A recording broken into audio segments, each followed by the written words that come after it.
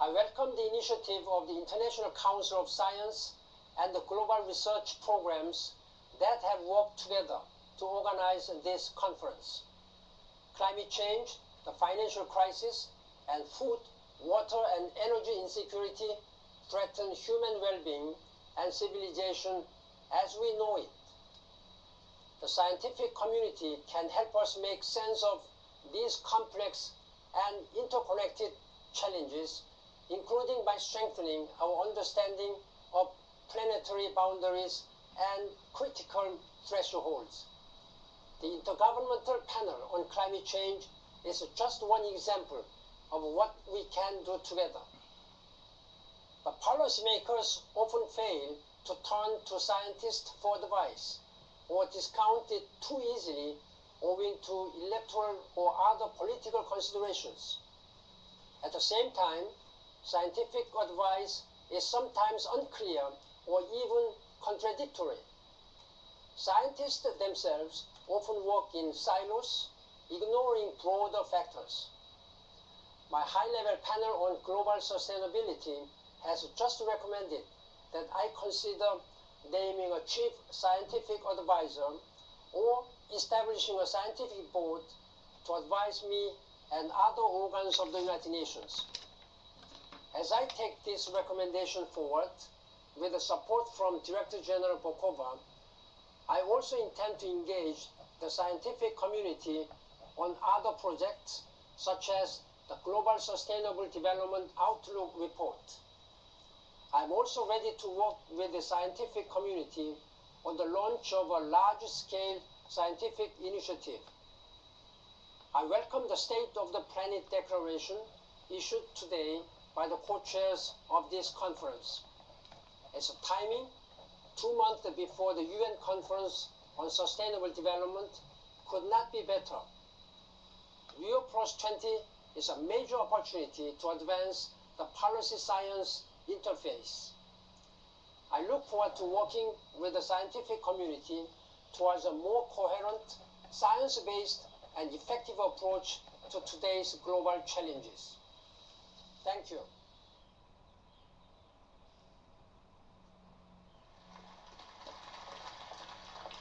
Thank you, Secretary General, and he really has been involved in the last few weeks as the declaration has come together. Emails have been going back and forth to Mr. Ban Ki-moon's office. Now, the person who's got the challenging job of summarizing the science and the debates and the policy discussions that have been going on over the last 3 days is Sybil Seitzinger, Executive Director of the International Geosphere-Biosphere Program. And she's going to now give us her highlights, the things that have struck her in summarizing the events of the last 3 days. Sybil, over to you. Thank you, Nisha. It's great to be here. It's great to see all these wonderful faces in the audience. This has been an exceptional week. And we have an exceptional year before us, as we've heard. We live in exceptional times.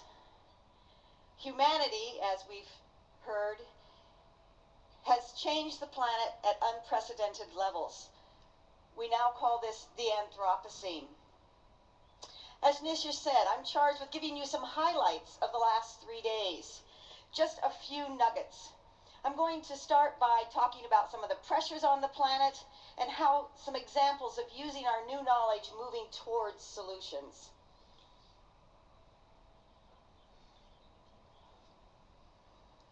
So the nature of the challenge really is defined by the Anthropocene that we have produced. As we know, we have over 7 billion people on the planet. Over half of those people live in urban areas. The population of the planet is on a trajectory to increase by 2 to 3 billion.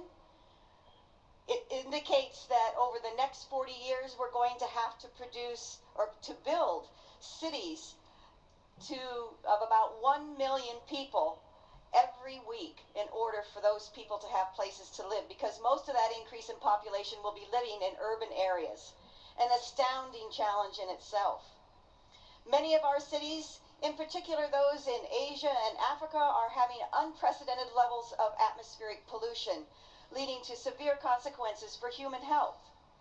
We're changing the landscape dramatically to produce enough food to feed the people on the planet, as well as for their other needs. Freshwater resources are being depleted due to not only irrigation, but also human consumption and other needs. And we're modifying rivers around the world in many ways, including by building major dams for energy, as well as for irrigation. If we could have the video, I'm going to show you a video of the construction of major dams starting in about, now we're up to 1870s. Every red dot is a new dam being built. I want you to watch the acceleration as we move into the 1950s and beyond.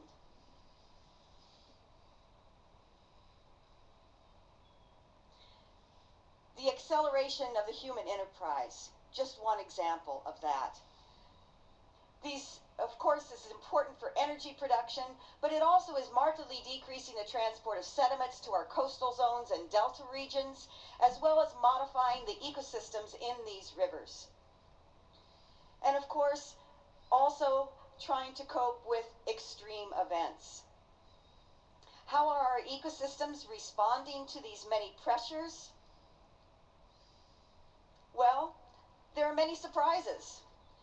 In fact, they're seeing now that some species, not all, but some species, in fact, are evolving much faster than people ever thought, on the order of years instead of on the order of millions of years. And what are the implications of this for our ecosystems? And if that wasn't enough pressure on the planet, as we know, we're also going towards climate change. This shows the record of temperature over the last approximately 2,000 years, staying within a reasonably narrow or relatively narrow range, but it also shows us the increase, that red line at the end of where we're going now. And this shows the IPCC projections under sort of a business as usual scenario. This is where we are now, but actually, even if we stopped all the CO2 emissions that we are producing today, all of it, we would still have increased climate or increased warming because of the long response time of the Earth system. Yeah, because you're spraying chemtrails. And as we know, we don't want to be up higher on that red line. As Bob Watson told us at the beginning of this meeting, we must act, and we must act now.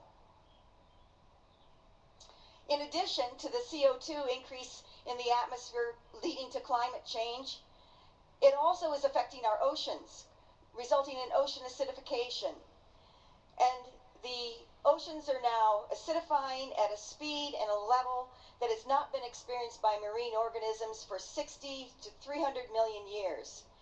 We need to understand what the implications of this for our ocean ecosystems, but most importantly, we need to decrease the CO2 in the atmosphere. No, you don't.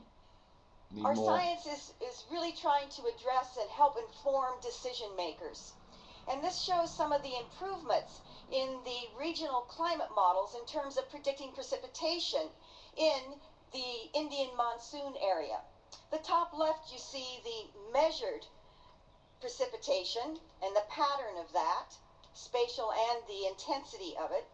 And on the right-hand side, you see the lower resolution models results, 1 degree latitude by 1 degree longitude. And you see there's not a very good correspondence there. Not truly helpful for the decision makers. However, with the higher resolution models now that are coming online, this one at a 1/4 degree latitude by longitude, we see now a much better correspondence between the observed precipitation, both intensity and or amount and spatial distribution, with the model predictions now. So very important, the level in this of information that decision makers need for investment, for building infrastructure, farmers need for agriculture, a wide range of user needs. We need to be able to communicate better too to the public and to policymakers. They hear, of course, that carbon dioxide is increasing the atmosphere, temperature is increasing, but some years it goes up, the next year it goes down a little bit. Arctic sea ice is decreasing, sea level is increasing, but again, there's year-to-year variation. How can we communicate to the public the general trends in which direction we're going? Well, we've created a simple climate index which takes sort of the average change in these 4 parameters. We've calculated it beginning in 1980 up through 2011 now, and as you can see, it's indicating that we're continuing to move towards a warmer climate, considering these 4 major factors. But as the Secretary General of the UN has just told us, and as we've heard from Mark and Lidia and Lynn, there are multiple challenges before us. Many of them are interconnected, and we need to look for interconnected solutions. So I want to give you just a couple of examples from the conference of some of the interconnected solutions to address some interconnected problems or multiple problems. And the first one I'm going to talk about relates to air quality and climate. And 2 reports that have come out recently looking at what are some opportunities for win-win situations here. Let me just tell you a couple of things to walk you through this.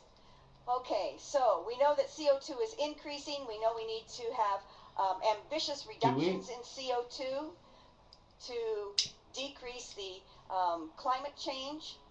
At the same time, methane is also a greenhouse gas, okay, contributing to warming, but methane also has human health implications in that it's a precursor of ground level ozone, human health. It also affects crop production, plant production.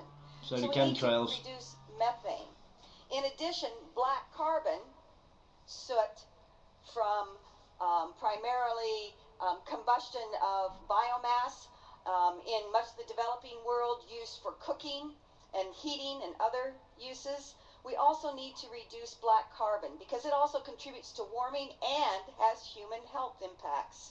So in these studies, they've looked at a suite of measures that would reduce black carbon, methane, and consequently ground level ozone, as well as ambitious reductions for CO2.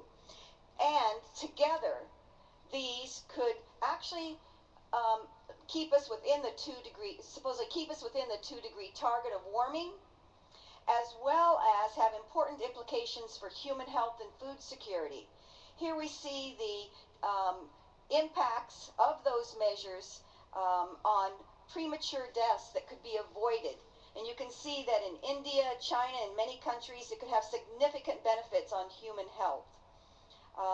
Also, it impacts crop production in terms of putting these measures together can increase crop production in numerous areas in the world. Again, China, India, here we have the United States, Pakistan, a number of areas. So by combining strategic measures for targeting them, using the science, connecting that to decisions, we can have multiple benefits. One more example I'll use here before closing, again with the food production. As we know, we're going to have to decrease food availability in the next 40 years or so to supply the nutritional, caloric value, caloric needs of the increasing population and their increasing nutritional needs. How are we going to do that? We've heard had great sessions at this conference looking at what some of the options and opportunities for doing that. We need to reduce the yield gap, okay? We need to reduce waste, and we need to, especially in the developed world, modify diet, because the livestock that is primarily in the developed world grain-fed is taking that grain out of for direct human consumption. I just want to note that you've probably all noticed at this conference we've made a major effort to have low meat consumption. And we've also made an effort to reduce waste by having bag lunches instead of big buffets. And we've had a nitrogen calculator here, and Ali did a calculation these last few days and has estimated that we've actually reduced our nitrogen footprint by the dietary choices that we've given you by about 30% over what it would have been if you had sort of a normal conference food choice. So we've also significantly reduced waste. So just a little sideline to some of the things going on here. But of course, it's not just increasing food availability that we need to think about, but we have to look at the other interconnected issues. We need to continue to improve livelihoods. That really takes coming together between the natural and social sciences, as do many